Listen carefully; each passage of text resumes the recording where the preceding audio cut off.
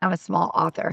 I sell a ton of merchandising items when I go to book events and do signings, from eye masks to socks to puzzles. I love selling puzzles clearly because that's part of our line. But I think you can merchandise really at any stage when you have a following and you have a go-to-market strategy.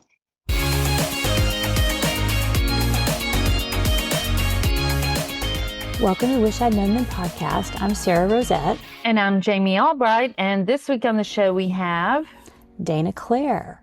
Dana Claire. It was so good. It was so good. I was blown away by this interview. It was really good. Dana has started an agency called the Inkfluence agency, and it helps authors do different things, Kickstarters, merchandising, things like that. But mostly, I think it began with the Kickstarters, helping authors. Yeah. And she's helped a lot of authors make a lot of money. Yes, that's true. Yeah. So she has just a lot of information to share about how to set up a Kickstarter, mistakes people have made with Kickstarters. Yeah. And then we do talk about IP and turning that into collectibles and novelties. And they have a spin-off company that they're starting up. So we get into that and some really cool ideas of marketing things that people are doing that are probably beyond most of us right now. It is. But they're very cool. But she's working with Matt Denman from Dungeon Crawler Curl. They have had some real success at a lot of these trade shows with the IP stuff and merchandising. And so it is so interesting. It was a really great interview. It was, and she's yes. just fun anyway, yeah. Yeah. So I put links in the show notes of a lot of the things she talked about. So you can go look at them and see the kind of merchandise stuff that they're talking about. And we should also mention that BookFunnel is our sponsor for this podcast. We're a little out of sync. Yeah. We've been off for a week. I mean, we were off for a month, then we came back, then we were off for a week. We're just, it's summer, y'all. It's August, so it's still summer. Yeah. Or the pit of hell, as I like to refer to it. Especially in Houston. It's not just hot, it's miserable hot. Yeah. So, what have you been doing? Not a whole lot. I got a dog. Okay, so y'all know I have Tug. This is a long story. Yeah, it's a long story. I'm going to make it short. Never in my life have I ever. But no, I just meant you've got the whole background of the dog. Yeah. So Tug is a horrible dog. Y'all know that. Y'all have heard him. He doesn't do what I say. He's a popular podcast guest. Yes. But he's also really sweet and adorable and all the stuff. But I have always wanted a standard poodle, always, like my whole life. And someone in the little town next to my mom and dad's was giving theirs away because they're downsizing and everything. And he's 6 years old and he was a breeder. And then 3 years ago, they neutered him. And he is so sweet, but he's also... It's been an issue. It's been a challenge. He's a challenging dog. He's been with the same family for 6 years. He's been with us now, not even 2 weeks. But he's done some things that I'm like, how the heck did he do that? We left him in the bathroom while we went to church one day. We came home, he had turned on the water. He clogged up the sink and turned on the water. And we had everything out there. It was crazy. I had a camera that I had mounted or put up high so I could watch him. He somehow got the camera and chewed up the wires. He's having a little separation anxiety, and I get it. But this week, literally, I have been home every day. I've gone out maybe an hour or two on a couple of days, but I've been home. And so this week, I've been doing a lot of social media stuff. I've filmed a lot of videos. So I have a lot of drafts, which is good because I never have any. I'm not sure how those are working. I don't know. They're doing well on social media, but I don't know if that converts to sales. It's hard to tell. Yeah. I will say that I'm still seeing an increase in sales from the TikTok influencer that did the book. I think I'm about 20 sales a day. So that's 10 sales over what I normally would be, something like that. That's good. Yeah. It's still good. I'm still happy. It's 3 times now. We're to 3 times what I spent. So I'm happy with it. Another TikTok influencer that I hired, she was 200 pages into the book yesterday. So she'll probably do a video at some point, maybe this weekend or next week. So I don't know. I don't know how she doesn't have quite as many followers, And some of her videos get lots of saves and some don't. And it kind of depends on the type of video. But for what I was paying her, I felt like it was good to take especially take the how well this opportunity. other one did, to take the chance and see. And then the third one, I don't know, she got the book is all I know. And so we'll see how that goes. But yeah, that's what's been going on with me. Not much. Okay. Y'all, I'm not a good dog owner. Yeah. Listen to what he did this morning. I'll tell y'all this. My Tug, my previous dog, was pooping, and the new dog, Dak is his name, came up, hiked his leg, and peed all over Tug's back. Before 9 o'clock this morning, I had to bathe Tug outside. Well, that is outrageous. You just were not prepared for this. I was Oh my goodness. and it's my own fault. I'm like, whose idea was it to get this dog? But yeah, it's fine. Oh my goodness. Well, so have I told you that the first dog we ever owned, we lived in a little tiny house. It was a rental. We brought the dog home. It was like it was taking in a dog, so it was full grown, not a puppy. Right. And we everywhere we left it when we went to leave, it could get out. But we put him in the basement one time. We had a finished basement area with the laundry and stuff. And we came home and he was in the backyard. And we were like, what? And the door was still closed. All the windows were locked. What's going on? And our basement had these little tiny windows. And the dryer vent went out of one of them. And he had popped the dryer vent off and wiggled out. And he was a big dog. And it was a little window. And we were like, okay, we should have called him Houdini. I don't know what we were thinking, but so I sympathize. But think of all the newsletter fodder you're getting out of this. I know. But I can see on your face you don't think it might be worth it. Oh, one writer thing that came, my audiobook is now available. Did I mention? No.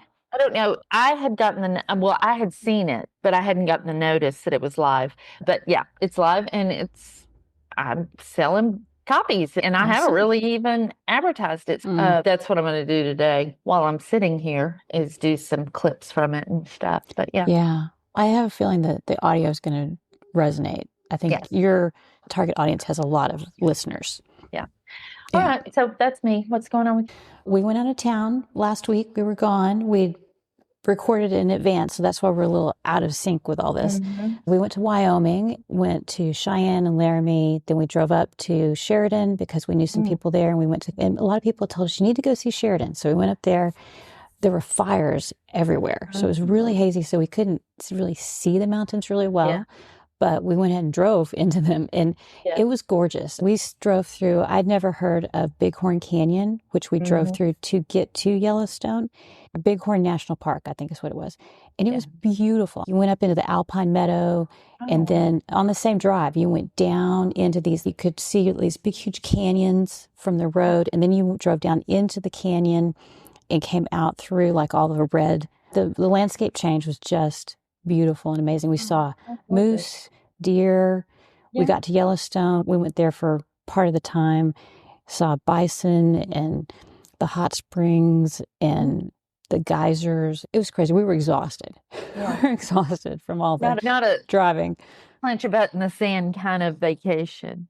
No, but we were in the car a lot because I guess when you see the West, you just have to be in the car a lot, you know? So. Or on horseback, And that's not happening for me. I'm just not a good horseback rider. I have tried. I am a Texan girl, so I have tried riding horses, and they terrified me as a little girl, so I have not been up for that. But yeah, it was beautiful. We want to go back. We wanted to go down and see Grand Tetons, but it was just, we just didn't have enough time.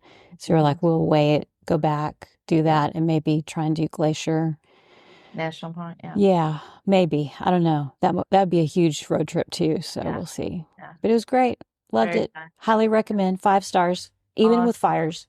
Yeah, awesome. And as far as fires goes, just know that if you're in the path of the fire, they're getting close. Gosh, we're thinking about you and we hope you're safe. So, some of the areas we drove through you could tell there had been a fire there and they were just wiped out. It was like in the national forest, so there were not hardly any houses or buildings, but just devastation. And we didn't know if they would let us into Yellowstone. We checked and it didn't say it was closed. So we drove, and when we went in, we were like, what is all this smoke? And the woman who was at the gate and gave us our pass, she said, it could be Canada, it could be She named off 4 or 5 places, and she was like, take your pick. It's just blowing from all over. And it was thick smoke. Oh. I was surprised they even let us in, you know? Yeah. All right.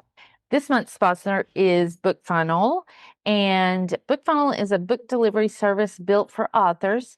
It sends ebooks and audiobooks to readers on any device, powers giveaways and group promos, and gets your ARCs out for reviews.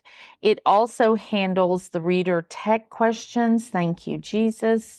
So you don't have to, and you can find out more at bookfunnel.com. Yes, we highly recommend them. We both And we use love 'em. BookFunnel and just love their consistency and their willingness to work with authors and just provide new features all the time. I really feel like the consistency, like that is so underrated in this business right now. It's just, in the world. in a general. world of inconsistencies, Yes. that they are just as consistent as the day is long. So yeah, we love. We do. And thanks to all our continuing supporters. We don't have any new supporters this week, but we really appreciate the supporters that have stuck with us and are just so faithful. And so if you want to support the podcast, you can go to wishidknownforwriters.com/support, and you can find us there, or you can also find us on Substack. And when you do that, you'll get a shout out on the podcast and access to our backlist of supporter episodes. If you've gotten value from the podcast and would like to send value back to us, that's one way you can do it. So we appreciate that. Yeah. For less than what does Joanna say, a coffee a week or something? Oh, yeah. It's not a huge ask, but it does make a huge difference to us. It really does. But yeah. Everybody wants to know people appreciate what you're doing. So yeah, we appreciate it. And we just have a huge, if you're new to listening, we have a huge backlist podcasts that are still relevant. And so, yeah, you can find those on the website or in the podcast link or podcast app. So, yeah. Yep. And you guys can text us if you have something you want us to talk about. If you have questions for us, we would love to do another Q&A type episode. So let us know your thoughts and questions, and we can put something together. All right. We should get on with the episode. All right. Here is Dana. Today, we're really excited to have Dana Claire here. How are you doing today? Great. Thanks for having me, ladies. We're glad to have you back. Let me read your bio in case people aren't familiar with you, and then we'll jump into the questions. Dana Claire is an award-winning young adult author and accomplished marketing professional who founded the Inkfluence, a premier agency dedicated to empowering authors with world-class design, global printing, IP expansion, and strategic support to help them build lasting literary empires. That's amazing. I think that's my old bio. I can't wait to tell you what's added to that bio. Okay. Well, we can't wait to hear it. But first, tell us how you got started, like working with authors. Yeah. As we mentioned, I'm an author. So about 6 years ago during the pandemic, which I can't believe it was 6 years ago, right? So wild. Time just flies. I had been out of work and I was an English major and got back to my roots of writing and finally published my first book. And when I got into the industry, I just noticed that there were some holes in overseas production. So I was making these special edition books with the sprayed edges and the foil. And this was before it became really a fad and a trend on Bookstagram. And people asked me at events, who did this? Where did you get this done? And I was like, I did it actually. And that was really what led me to the Inkfluence, was starting to help some authors. And I didn't start with two shabby authors, Melanie Harlow, and Corinne Michaels, and Amy Dawes were my first 3 clients. So it was a pretty amazing opportunity with some fabulous human beings. And they just told other people, and those people told their friends. And before you knew it, in 6 months, I had a full company. That's amazing. That's so fantastic. I love it that it came from you being an author.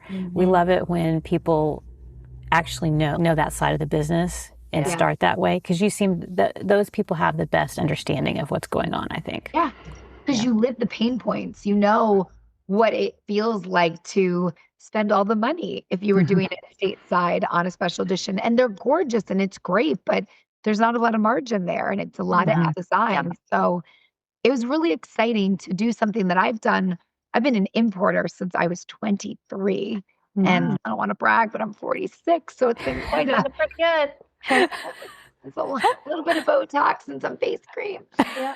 In 23, 24 years of working overseas and having that expertise and being able to bring that to an industry I'm very passionate about with who I consider almost co-workers, right? Because being an author is a lonely world. So your author friends are your co-workers because you get to talk about all the things you're doing. Being able to help them and really elevate their business was important to me. Fantastic. What do you wish authors knew about what you do? Because we don't have a whole lot of knowledge about this type of import-export type thing. No. Yeah. And I think just Inkfluence in general, like this is your opportunity to just tell us everything about Inkfluence. We want to know it all. Yeah. It organically just took on a life of its own. Before we started recording, Jamie and Sarah and I were talking about how as an author, you have characters and you might plot it out or outline it. And you're like, this is what they're going to do. And then you start writing and you're like, oh no, they took a life of their own. They've decided to change the story. And I really feel like that's what happened with the Inkfluence. I just really wanted to help people and maybe make some additional money on the side. At the time, I was vice president of sales for a SaaS company. So I had a big day job, but I really loved this industry. So I did start with special editions, helping them print and manufacture overseas and bring them into the States at a lower cost and a higher quality. But from there, people were asking, hey, can you also do the design? You also do the fulfillment? Can you do the campaign management on Kickstarter that I want to run this on? And I was like, why not? I can do anything. I always have the I can do anything mentality. And because my love language is acts of service, I always want to serve my community. And that was really how it started and grew exponentially by those areas. So design services, we do everything from special edition design to storyboards and building out campaign design. And then we do Kickstarter campaigns. So we help people crowdfund. We're a partner of Kickstarter's now. We're the #1 Kickstarter campaign management company in the publishing industry, which is wild. That's crazy. Yeah. We've done 85 campaigns. Wow. It's That's cool. a lot. It's crazy. Successful campaigns. Yeah. Yes. We have a 99.9% success rate. We only had one campaign that didn't fund, and it was not in the publishing industry. We took a campaign outside the publishing industry, which looking back, I probably shouldn't have done that, but you don't know till you do. And then also book production. Our main thing is manufacturing overseas. And with that, we grew a second company, which started at the end of last year, early this year. And now we have a company called Ink Games Publishing, where we take IP and we expand it into novelties, games, and anything collectible. So collectible items, shelf-worthy items. And as of Monday, we are now in mass market. So you could walk into a Books A Million and you'll be able to see Ink Games products. That is crazy. I've just got chills. That is amazing. Yeah. Wild. And I know. so what you started out doing, helping authors do their Kickstarters, that was a huge need that many authors wanted to do it, and we just don't have the time. But there's also novelty products. That's something that authors are interested in, and we would love to do it, but it's usually just such a big, like you've got to figure out how to do it, and then you've got to do the manufacturing and the design and all that. So can you tell us a little bit more about that? I think people would be interested in that. Yeah. So Ink Games is a licensing and consumer goods company. So Inkfluence is all service. So everything we do at Inkfluence is service-based. Design, manufacturing, Kickstarter services. Ink Games is all product. One of our IPs is Dungeon Crawler Carl. I don't know if you guys have. It's everywhere. So this is one of the products that's in stores. It's a retro lunch tin, but it's a great shelf trophy too. It can sit by all your books. So we will license that out and then bring it into stores. So it's a little different. You can't necessarily come to us and say, hey, I've always wanted to do a blanket or tumblers, and then we do it for you. On Ink Games side, Inkfluence can do that actually. If you have any merchandising that you want to do, that's a service. We can do that. For what we're licensing, where we're putting the money out and we're working with the mass market, we're really not going to them. We're actually having people come to us. We just got Fourth Wing. So Fourth Wing will be in stores. I know. I'm very excited about that. Dungeon Crawler Carl's been really amazing. I actually have we have a puzzle set that looks like a special edition vibe, but it's a 500 wooden piece puzzle. We were just at an event with Matt, and people sat down at our table and put together the puzzle day one, and we were shocked. Yeah, That is crazy. it was Yeah, so cool. that is so cool. Yeah, in fact, you can kind of see it. See where my finger is? Yeah, I was just That's me trying to put it together. I am not the best puzzler, but I'm doing my darndest. So that's pretty much what Ink Games is. So we have licenses that we've obtained through mutual contacts or through literary agents or even merchandising agents for some bigger IP. So that's been really fun. That's where I've been focusing a lot of my time. And I'd mentioned I've been traveling a lot, and it's been for Ink Game events. Yeah. Wow. Wow. Incredible. This is just I love hearing incredible. about stuff like this because I it do just shows you what's too. possible. Yeah. And what to dream. One of the things that I always talk about is brand identity and IP expansion. So Disney used to be a client many moons ago. And I always say the Disney playbook. I love the Disney playbook. They don't just put out a movie, they put out a brand. So whether it is Aladdin or whatever the movie is, they're going to have pajamas and tumblers and blankets and all of the products that are going to surround and elevate the book, or not the book, the movie or the book. And that's where this comes from. Think of all the cool adaptations that have happened lately. Every Summer After to Every Year After on Amazon, Off Campus by El Kennedy, right? These things are blowing up, but they're not blowing up with the IP expansion that they could be. It's a hot market. So I want authors to think more about when you're launching your book, think more about how you're launching your brand or your series. Right. Let's talk about that a little bit because what type of author, like this, I know that there's a certain type of author that is ready for this. Who would that be? Yeah, Ink Games is a little different than even merchandising because I merchandise for me, and I'm a small author. I sell a ton of merchandising items when I go to book events and do signings, from eye masks to socks to puzzles. I love selling puzzles clearly because that's part of our line. But I think you can merchandise really at any stage when you have a following and you have a go-to-market strategy. I'm a first-time author. Okay, build that list a little bit if this is your debut, because you're not going to come out and sell 5,000 books day one. But if you're going to book 2 or book 3, it's the same mentality that I say when am I ready for special editions? Whenever you're ready. That's just another product and SKU in your line. So I wouldn't necessarily say a brand new author should launch a bunch of merchandise because I think you potentially might have some issues selling. We want to make sure your go-to-market strategy is strong.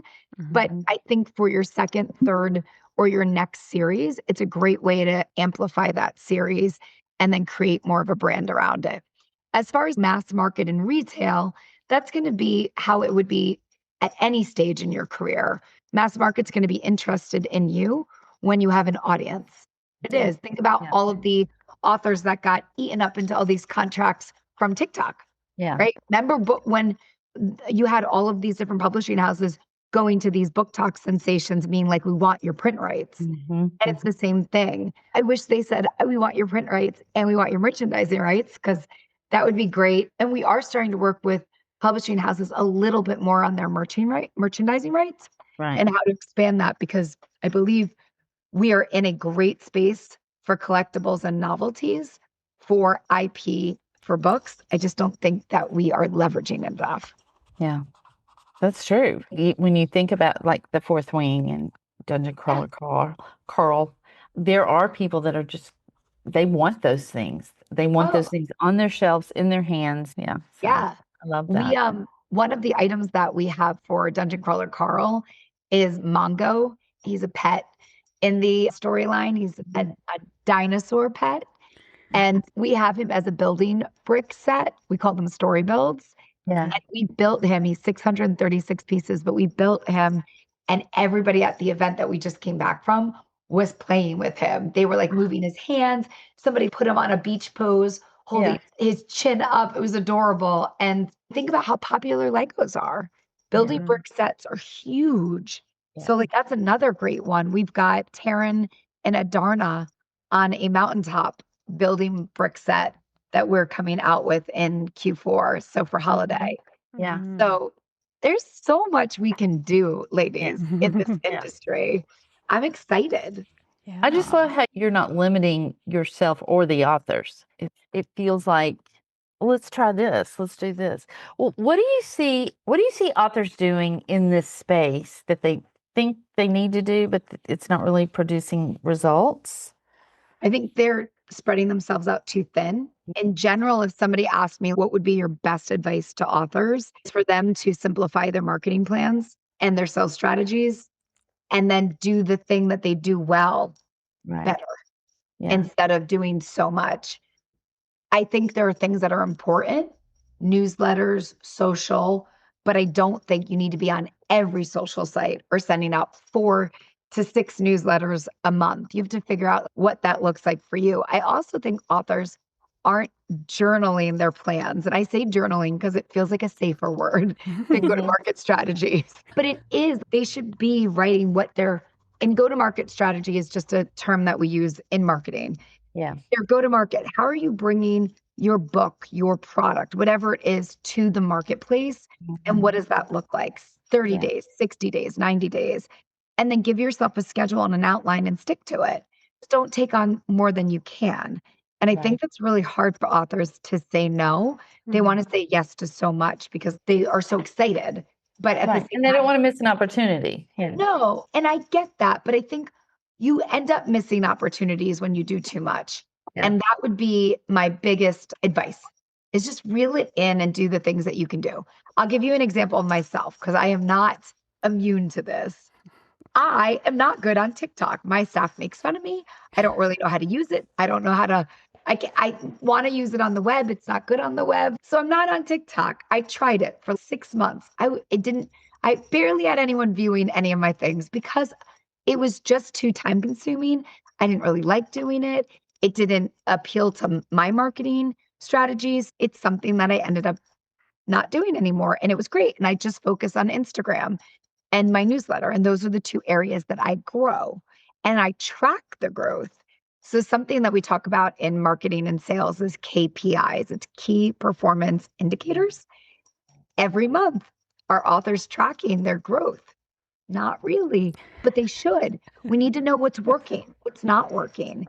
And just knowing that last month you had 1,000 followers on Instagram or 500 on your newsletter, and that you grew to 575 or you grew to 1,500, that will help you be able to grow more because then you can define and depict how you were able to make those moves and transitions. If you're not tracking it, you just don't know and you're flying by the seat of your pants. And that's why my biggest advice is always to do less. And then whatever you're doing, just do that well.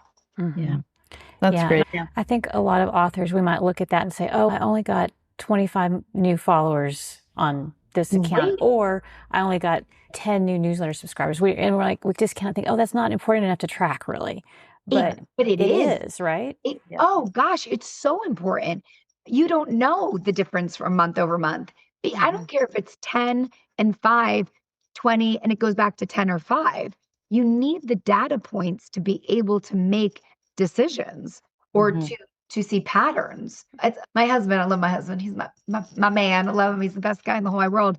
But he'll be like, I felt good in the last month. And I'll say, have you written down like when you didn't feel good? Something to bring to the doctor, like some data points.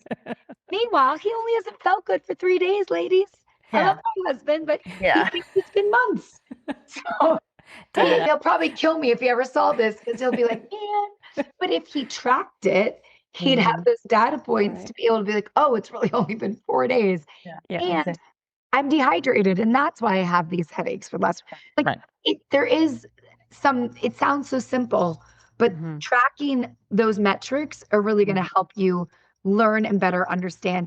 And 10, 20 more followers or subscribers, you didn't have them the month before. Congratulations. Small wins are still wins. Yeah, exactly. What are some of the most common mistakes with either the Kickstarters or the merchandising? Oh God, we have more than how long do we have? Okay, Kickstarter, I'll start there. Because I would say this is the biggest mistake I see is not budgeting. Mm. So you'll think of this product cost X, and then that's all you put in your budget. What about the packing, the shipping, the tape, your time? Like all of these things cost money, and they should be part of your spreadsheet or your cost analysis. And your objective, it depends what your objective is as well. But that's what I see as the biggest mistake. People forget about shipping or packing materials or their time. For a greatest example is they'll say, I'm going to do the fulfillment. And then they end up having 200 backers. Yeah. That's a lot That's of a time lot. to do fulfillment. Yeah. That's a lot of time you're not writing or whatever you normally do. Marketing or moving the needle. Yes. I was one of those authors. I've ran 3 Kickstarters, and my first Kickstarter, I think I did about 5,000. My second, I did 20. And for the life of me, I cannot remember what I did for my third, but something around 20. And the first one that I did at 20, I was like, oh, I'll do it, because the first one I did at 5,000 was only 72 backers. And it was super easy. I think my girlfriend came over and we had pizza and wine and we did it in one night and it was fun. But then when I did 20,000, I had over 200 backers and I was like, oh, this isn't fun. Yeah. I don't want to do this. Yeah. I don't want to do this. So those are the things that you don't think about when you're doing the budgeting. On our website, we have webinars where we go over this. So I always say, do your education and your research, back a Kickstarter campaign, see what the experience is so that you can, from a first party standpoint, have feedback. What did you like? What didn't you like? So those are the things I would say. Most common mistakes are going into it thinking you're going to do 6 figures. You're not. You might, depends who you are, but probably not. Not your first one. You could build to that. You're not budgeting very well because you're not thinking about the little things because you haven't gone through the experience. And then 3, just not doing enough research, becoming part of the ecosystem as a backer, creating experience before becoming a user. And I think that's really very important. Do you recommend people have multiple tiers? I think that's what scares people off sometimes, is having to either create new content or create new items to give to their backers. I like the KISS method. And I tell all my clients this, keep it simple, sweetheart. Yeah. Keep it simple. Just keep it simple, because one, you don't want to over confuse your audience. Right. You're going to have to nurture them and explain what Kickstarter is and be the expert on it so they know how to utilize it. Maybe 50% of your audience is on Kickstarter. Maybe 25% of your audience is on Kickstarter. So how do you convert them over? And it is important to have an audience. That's another misconception. You cannot go into Kickstarter and not have an audience, because it won't translate at all. So I would say for the tiers, figure out what your thing is. What's the main thing you're going to give away? Or not give away. No one's giving anything away. Scratch that one. No giveaways.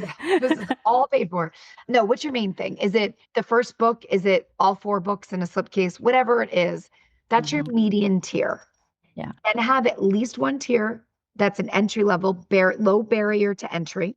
So something around $10, $25 max. And then have a high tier. So the main item with some extras. Those extras can be pins, they can be bookmarks, they could be stickers. Keep it light so that your shipping doesn't cost a lot. Right. And then, so those are 3. And I'd say a minimum of 3 tiers. I really like a minimum of 4, but 3 is fine. And then I would say a max of 10. Oh, yeah. I've seen campaigns where they have 20 rewards. And the biggest complaint is, I do not understand this. From the reader going to look at it. There's too many things, right? Yeah. What do you think about stretch goals? Love stretch goals. Yeah. You want to fund fast. That is the big thing. Fund fast so your algorithms pick up. Right. And then use stretch goals to move the needle. So when you set your goal, of course, budget, and we want to make sure that you make the money you need to make the product so that the Kickstarter doesn't fail. But also set it around what your budget actually is so that you can use stretch goals to make your margins and make those very strategic. Those should never be anything that weigh, because you can't add any more weight to shipping. Think of things like bookmarks or stickers, or a special edition, adding a ribbon bookmark, or adding art prints, or adding art inside illustrations or anything that enhances potentially the rewards you already have or digital content. Write an extra chapter, give an extra epilogue, do a side character that is not a main story, have its own chapter. There's so many things you can do that might cost time, but they're not going to be physical.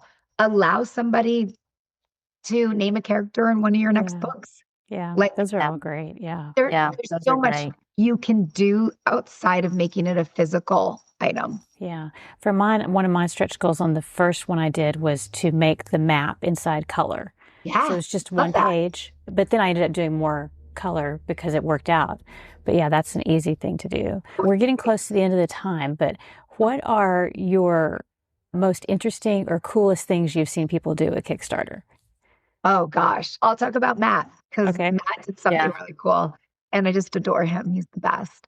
He would kill you for $666 in one of his Oh my gosh.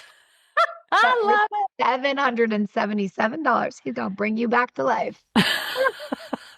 That is next level. I love it. I love So that. good. That one's really cool. That was a digital item that I love. A physical item that was fun and wonky. Kat Singleton, we ran her campaign and she did candles that smelled like the main character, the men in all the books. That's really good. Yeah. And our book talk girlies love their candles. So that was a cool one. Yeah. We have Penny Reed book. Was about a woman. I think she owned a yarn studio or it was about yarn, something like that. But it was because her best friend actually had a craft shop and she made a special dyed color yarn for the campaign. So, and remember bookstagrammers, book talkers, book lovers, crafting is a big crossover. They loved it. And you got this special PMS matched yarn that was sold nowhere else except for this campaign. That was really cool. Yeah, that is cool. So there's so many things that you can do. You could, if you're an author that has a brand that could partner with another brand, we ran one for Julia Quinn in February, and that's what we did for her. She partnered with two brands and made a specific for the campaign, Julia Quinn. It's a bookmark purse. It's called by Corinne Marie. So they're bags that are made with the bookmark? They're bookmarks, but they have a chain. So you can put your book over it. Oh my God. Love it. Isn't that cool? Yes. It's so neat. It's such a neat, cool, girly item. And you can put your bag over it. So that was really neat. We did, Ink Games did a partnership with Penelope Douglas.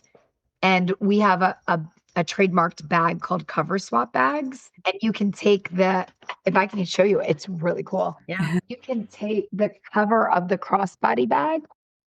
Let's say you were in the mood for Jane Eyre bag, but you were like, oh, I'm kind of feeling Wuthering Heights today.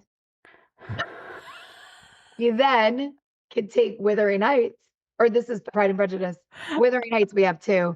You could put Pride and Prejudice on it. Now, with a simple snap, you have Pride and Prejudice. Pride and Prejudice crossbody bag. That is adorable. Is that fun? Wow. Fourth Wing bag is coming out too. Yeah. Wow. I'll put links to those in the show notes so people can go look just for ideas. Yes. I love these. Yes. We have so many orders for these. They're in production right now that we've outsold what we're in production for. Wow. Yeah. I can see why. So cute. That's a book girlie's dream right there. Oh. Yeah. And to be able to throw that was so dramatic, but be able to put whatever cover you want on. Say you're going to a book signing with Rebecca Yarros and you can put your Fourth Wing cover on. Yeah. Awesome. That's so good. This has been amazing. We could talk forever, but tell us what you think.